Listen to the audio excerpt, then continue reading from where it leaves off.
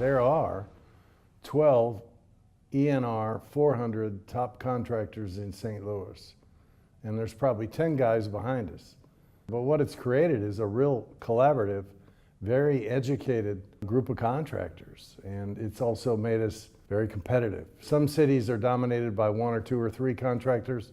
We're dominated by 10 or 12 contractors, all of whom can do each other's work. First of all, construction is a skilled labor. We see that because we work around the country, and you see where there's less skill and higher skill. And you go to a place like Florida, and we do work in Florida out of our Charlotte office, and even in Texas, where you have higher failure rates. First of all, it costs more to bond the project to go in, especially in schools or any kind of public facilities, which require bonding.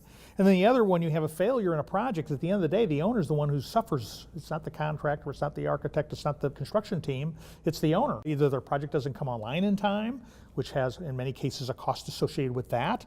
They have to bring dollars to the table. Even if it's bonded, it takes time to work through that. So there's a lot of complications when you have a failure at a subcontractor level, or heaven help you if it's at a general contractor level.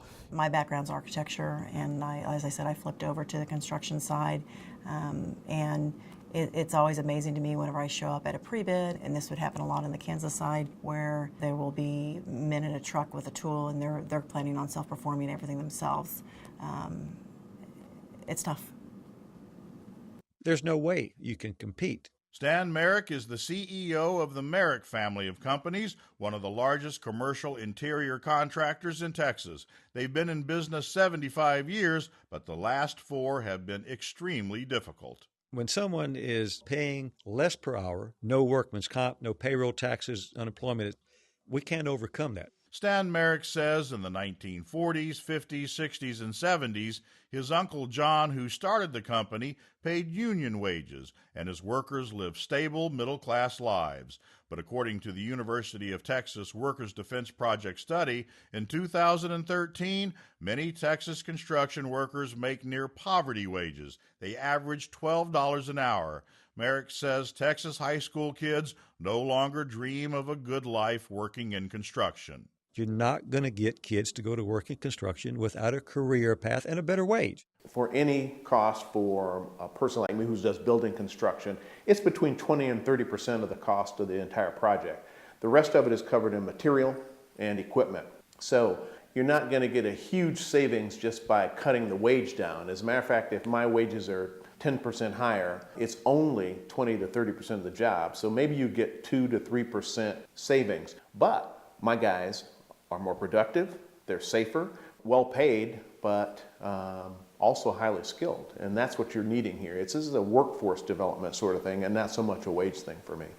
In addition, the community is going to be the ones that are going to be able to prosper from the people that are making decent wages.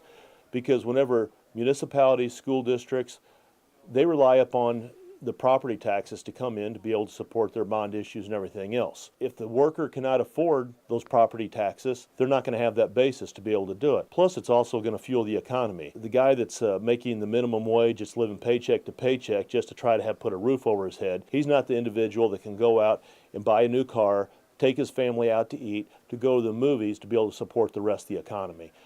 I've been a carpenter for 11 years. I support my family. I have my own house, car. It's a good way to make a good living. The biggest part about everything that I do is the medical. My wife has cystic fibrosis, so without our Dynamite healthcare, I'd be pretty hosed. I'm glad to see us pay the wages we pay, because I know that everyone who works with us, everybody who works in the industry for the most part, can have the same standard of living that we all grew up with. I know that when we operate in other open shop areas, those men may be working for $15 or maybe $20 an hour, no fringes, no benefits. They work 7 days, and I don't think that allows them to have the same standard of living that I believe that our construction employees in St. Louis have.